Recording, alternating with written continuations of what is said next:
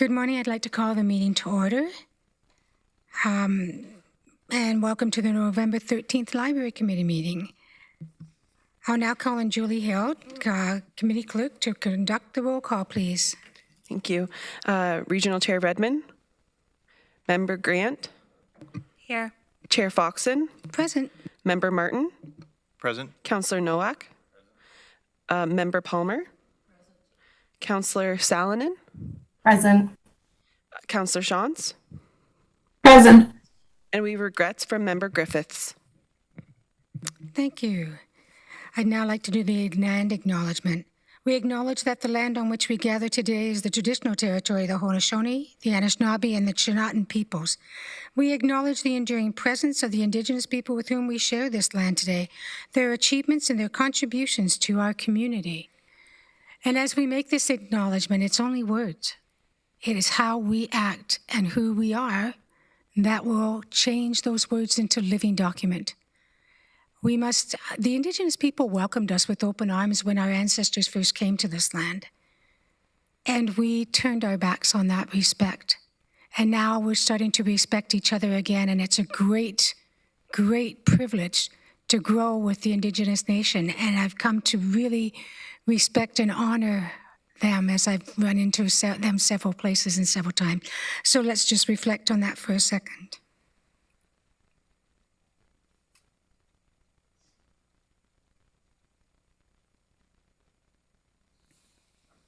Thank you. Are there any declarations of pecuniary interest or general nature thereof? Seeing none, we will now consider a motion to go into close. Can I have a mover, please? Joe, seconded by Sandy. All those in favor? Carried. Thank you.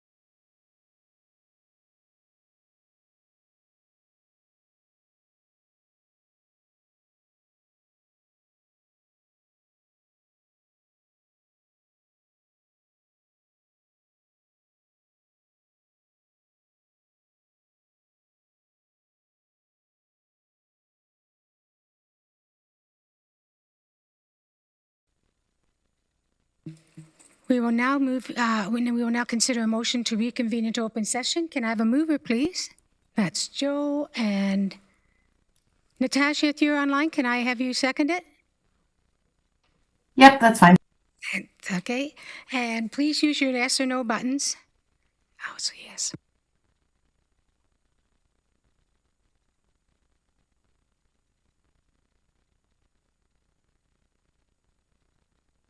Natasha, are you a yes? It's not showing up on my e-scribe, but yes, I'm in favor. Thank you. And that's carried. So reports CORCFN 25-016-2026 Regional Library Budget with Resolutions. This report was deferred from the Library Committee on October 14th, 2025. I will call on Nicole Neal, Director of Corporate Finances, to provide further context. Nicole, please. Thank you, Chair, and through you. So as you mentioned, we're bringing back the budget report today for consideration again. We deferred it last month looking for more information on the staffing, which we just covered and closed. Overall, the library tax budget is up 4.3% after considering assessment growth. This budget reflects service levels and hours being maintained and investing in our efficiencies. There's very minimal changes in operating expenses. The cost of living for staff is the largest item. Otherwise, we only have inflation, which is averaging 2%, a small federal or provincial funding change, 25,000 down, and the one annualized rule in which was a service expansion approved in 2025. On the capital side, in 2026, we have a total capital budget of $465,000, with $400,000 of that being for roof repair at the library headquarters. So that is what is included. The council has now had a month to reflect, so we'll open up for discussion and debate. Committee questions? I just have one. There's a lot of work we're doing with AODA. Have we applied for any grants for that?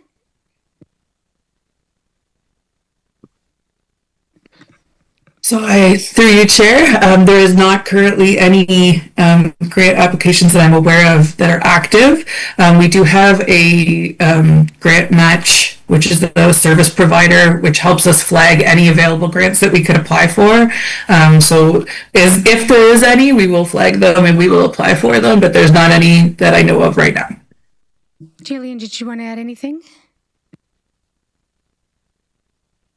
I just know that the township went through the federal government and had a lot of OADA stuff done. But just thank you if you're alert on that.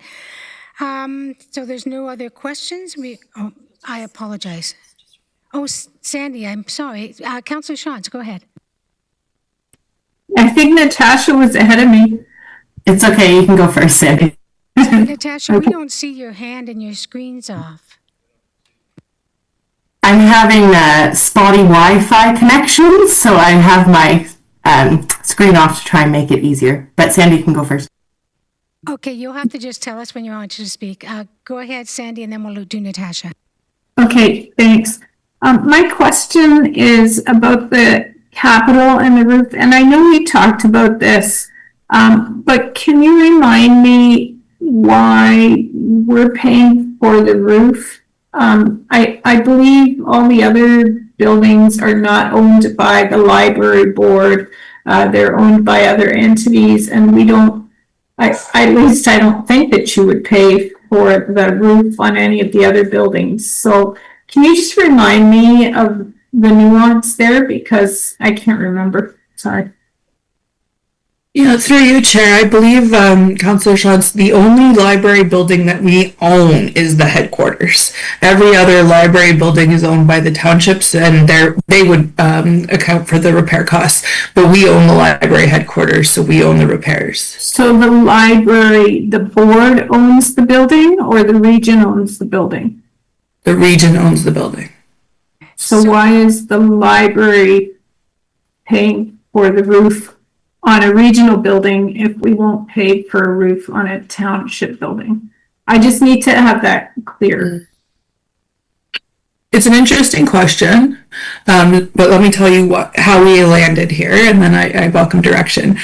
So across the region, for every program, if a building is individually owned for that program, it's kind of assigned to that program, and major capital repairs are then shown in that area's budget. So for example, GRT owns the Northfield Garage. If it needs a new roof, it would show up in the GRT budget, and they would have to, save for it, use their reserves for it, etc. So we're using a consistent methodology because it's owned by a single program. There's no other regional programs run out of that building.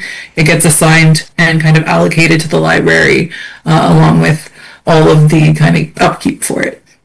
So, sorry, one more follow-up if I may, Chair. So going to the GRT example then, would upgrades to the GRT building be charged to the townships?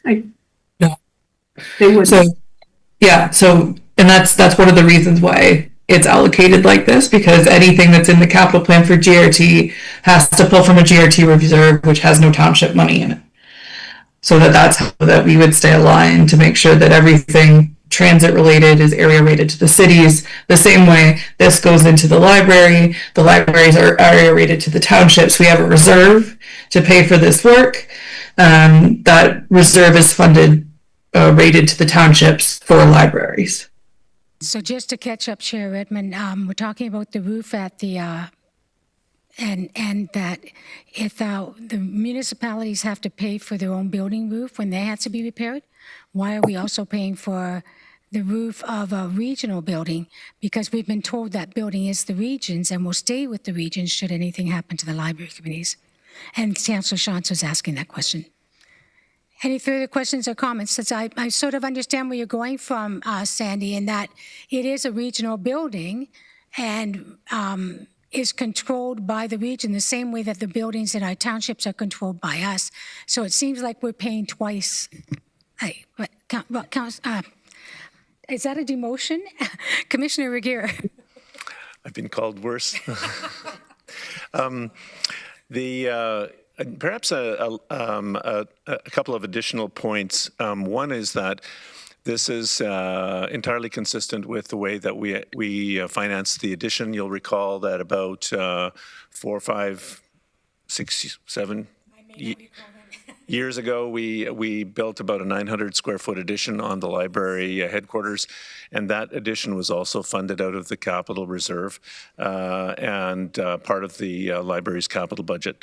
And I think it's important to note that this is an area-rated service in the sense that the funds gathered for the financing of all library operations and capital are coming from township taxpayers, in the same way that all costs for example, ION come from urban taxpayers, and that includes the capital program for the library headquarters. Thank you. Sandy, any further comments? Okay, Natasha? Thank you, through you, Chair. I was curious, did library's budget go through the same exercise of every other department in relation to the council directed amount to come in at for budget? Like how we said don't come in over 5%, and you guys walked us through what each department did, but I didn't notice libraries in that discussion. I didn't know if it was just because that only impacts 4 councillors' jurisdictions. Through the chair, so the library internally did go through the same budget process as every other area. It was not an area that we found significant efficiencies to highlight. And with the assessment growth, we have come in under the 5% for library, so we felt that we had kind of hit the guideline and maintained our service, which is what we were looking for. Okay. And then I guess I have one other question, but it kind of borders on closed. So can I just send an email with my additional question to staff for an answer? Yes, that would be fine, Natasha. But will you include also the voting members so that we know what, so we have the information? Thank you. Yep, thanks. But it can't be a conversation happening. It will have to, No, it's not a conversation. It's just a question, So we but I can can't be respond. CC I'm everybody just else. saying to the other members, we cannot respond. We'll just take it for information. And if it needs to come to next closed meeting in library, that would be fine. Okay. Any other questions or comments? Is it because I'm in the chair it's going to be easy? No, I'm sorry, Natasha. Well, so we will now start the vote to consider recommendations listed in the agenda. Is there a mover and a seconder? Joe and Sandy, Karen, Chair Redmond. Please use your e-scribes if possible. In favor.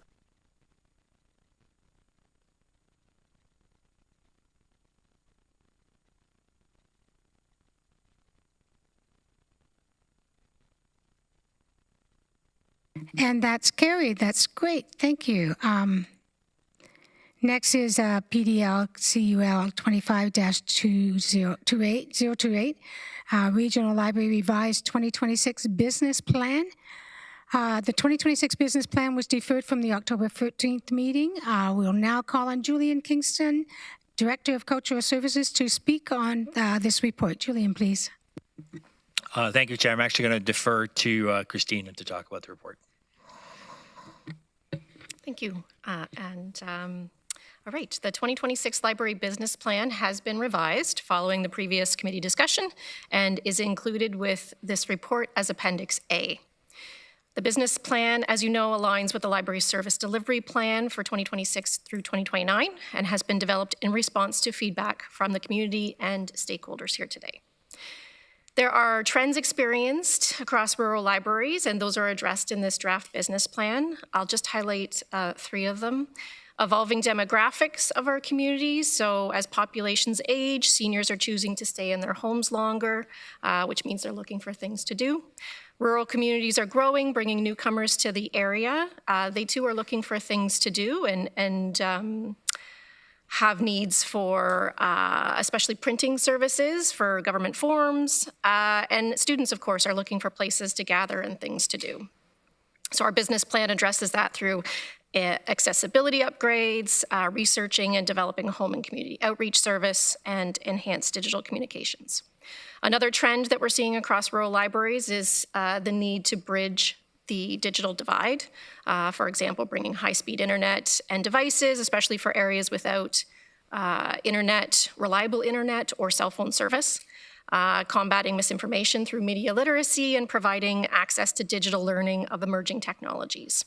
We do provide Wi-Fi and computers at our branches, we loan hotspots, and we provide instruction for people who are struggling with online tasks. This business plan addresses some of that through the expansion of unique collections and developing a strategy for gathering ongoing public feedback about library programs and our microfilm digitization project. And the third rural trend in rural libraries is the library as a third place in the community or a community hub. So libraries are key community spaces where people can gather at no cost. And library staff are increasingly being faced with having to provide social support to those who may be unhoused or who may be struggling with addictions. For RWL, our branches are warming, cooling, and clean air spaces. We have fewer incidents of dealing with the unhoused or those with addictions, but it's not unheard of in our communities. And most rural communities do not have supports in place for the unhoused or those with addictions, which does make that a challenging task for library staff. In the 2026 business plan, we are trying to address some of this through our exterior branch signage initiative, our accessibility upgrades, adjustments to branch open hours, and of course, as I mentioned earlier, researching and developing a home and community outreach service. The plan aligns with the multi-year capital projects, the 2026 proposed budget plan, and anticipated events such as the 2026 municipal election season. The goal of the business plan is to identify the projects planned for library operations throughout next year. And like the service delivery plan, the business plan focuses on 5 main areas. You've heard me talk about these plenty of times, but welcoming spaces, service excellence, diverse collections, dynamic programs, and evolving technology. There's also 2 additional areas of focus within the business plan. That includes library governance to address any potential library committee member changes as a result of the municipal elections and citizen reappointments, and advocacy and awareness, which of course should be on each annual business plan. All projects have been factored into the 2026 draft library budget. You'll notice that the background section, it talks about the focus area projects and identifies the individual projects in each focus area. There's some information that's been added to that section that I'd like to highlight. The AODA projects for 2026 are detailed in Appendix B. And I'll just summarize those real quick. Elmira, we're looking at the installation of AODA compliant door hardware. We'll be investigating whether washroom door widths can be increased and power door openers can be installed. And the estimated completion date of that work would be March 2026. In Wellesley, we're looking at relocating the book return bin from the front landing at the top of the stairs to the back door on the accessible path. That requires the installation of a concrete pad to support the book bin. The estimated completion date of that is by the end of May 2026. All library locations in our system are already in compliance with AODA requirements. It's just full AODA compliance would apply only to new construction or major renovations of existing buildings, which we don't have anything on the in the plans for 2026 for new construction or major renovation. The AODA upgrades for our locations over the next 4 years are an effort to make our buildings as accessible as possible within the physical limitations of the spaces. And I'd also like to note there's some changes to the board legacy document information in that section. The board legacy document is a briefing tool for an incoming library board. Following any changes due to the municipal elections and citizen member reappointments. It should summarize the successes and challenges experienced during the board's term, as well as any outstanding action items to provide the incoming board with a framework for moving forward. Appendix C, you will notice, is a template that's developed by the Ontario Library Boards Association. This template can be used to guide discussions with library committee members when drafting a legacy document. And those discussions would take place in the spring or early summer to ensure completion prior to the municipal elections in October. The document would then be part of the board training package for the new library committee.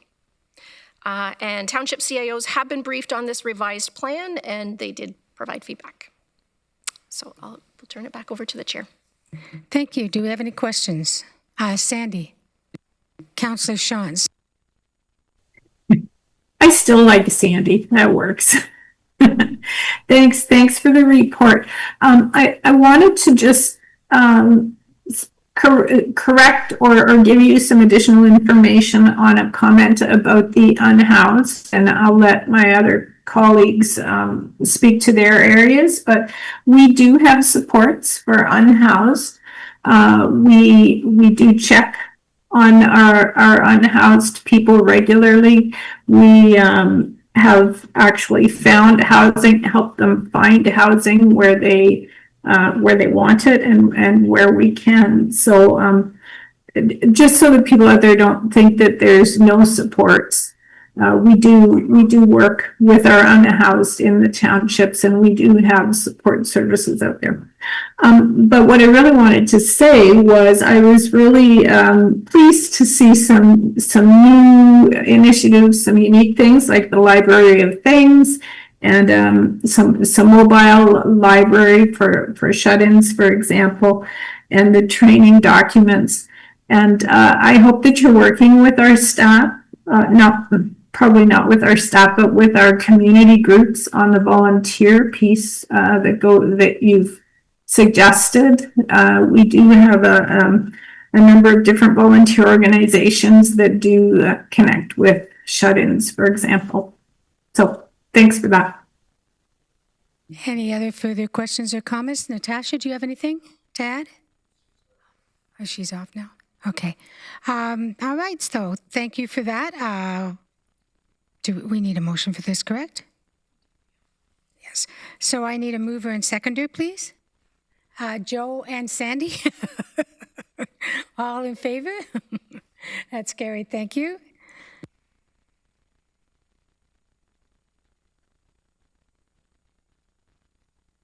Oh, Information Council Committee tracking list is there for your information. Any questions or comments about it? Seeing none. Any other business? I have a few couple of questions. I think we lost Nicole. So it said that in the report that the total bill is going to be $80 per household, 80 and change. What increase is that? How much in dollars is that increased over last year? We usually get that it's like $2 or $4. Or, do we know that? Through you, Chair, we can get that for you. I don't believe we had it in the report, but it definitely is available. So let us pull that together. No problem. Thank you. The other question I had was the microfiche is going to be purchased this year, but it was in last year's budget as to be purchased, or was it the year before? So has that money just come forward? It's not added again in the budget? So the microfilm reader we did have some money budgeted in for this year. It was insufficient. It was only about half of what we need to get one. So the microfilm reader was in budget for this year, but there was only about $11,000, which is about half of what we need in order to procure one. So we're looking to transfer some more money from capital to be able to get one. Thank you. And one final comment is Jaylene and the work she's done at the Air Library. So she had, why don't you tell us the events you've had, and they've been sold out, just packed.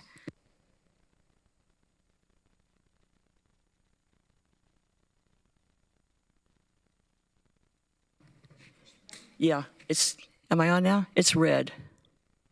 Okay, thank you. I wasn't expecting that question, so I'm not sure how big an answer to give, but with the encouragement of Mayor Foxton and the logistical support of Karen Winters, who's now leaving the township for her retirement, and Brooke Giles, and behind the scenes probably other people, we've succeeded so far to bring 2 programs to North Dumfries, with others coming up, we hope, within the next few months.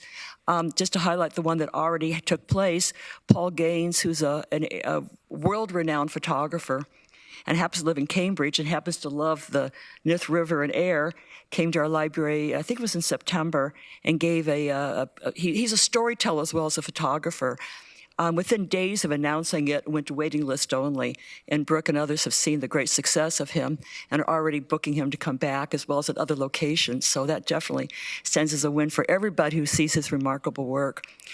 Next week, a woman who lives in Waterloo, a lady named Kushi, who spent much of her teen years and early adult years as a Rohingya woman in the world's largest refugee camp, and a award-winning documentary made about her experience there was aired at the Cambridge Library in September. When my husband and I attended it, we were so impressed. We started working not only with her representatives, but people within our own library to bring her to North Dumfries. It should be there next week. I don't think we're sold out yet, but certainly registrations are quite vigorous, both of which show the interest of seniors, not just seniors, adults in North Dumfries. And I'm going to bet in every township to have, as you had in your notes just a few minutes ago, robust programming. Indeed, we're looking for intellectually engaging, conversation-based, interactive, participative opportunities to learn and engage with each other. And the library is the ideal place to do it. Thank you very much for all you've done. Is there any comments? I believe, Nicole, you have that amount now, the increase? I do, yes. Thank you, Chair, for the chance to look it up. So in 2025 budget, the cost per household for the library was $77, and we're going up $3.30 to $80.29 per household, which is a 4.3% increase. So it's $3.30 more per household next year. Well, thank you. And is there any other questions or comments? I'm sorry, Chair Redmond. I knew you'd notice eventually. Thank you, Chair Fox. And I just really wanted to comment on the business plan and the fact that the stats that we get back from users of the township libraries is that there's a great deal of satisfaction. But I'm really pleased to see the advances that are made in the AODA compliance. I know that legislation has come and gone, but because I've been on other organizations that have aspired to be AODA compliant, I know that that's no small investment and no small feat of planning. So just really want to commend everybody who's involved, not only for the advancements in complying with AODA, but also in making sure that we continue to have those results of satisfaction by people who use the libraries. It's good to hear. And it's great to hear the enthusiasm from you. Thank you. If there's no other comments, do we need a motion to adjourn?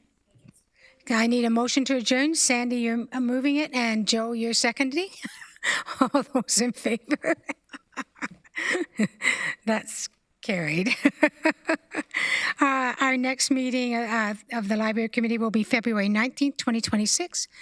Merry Christmas, everyone, or happy holidays.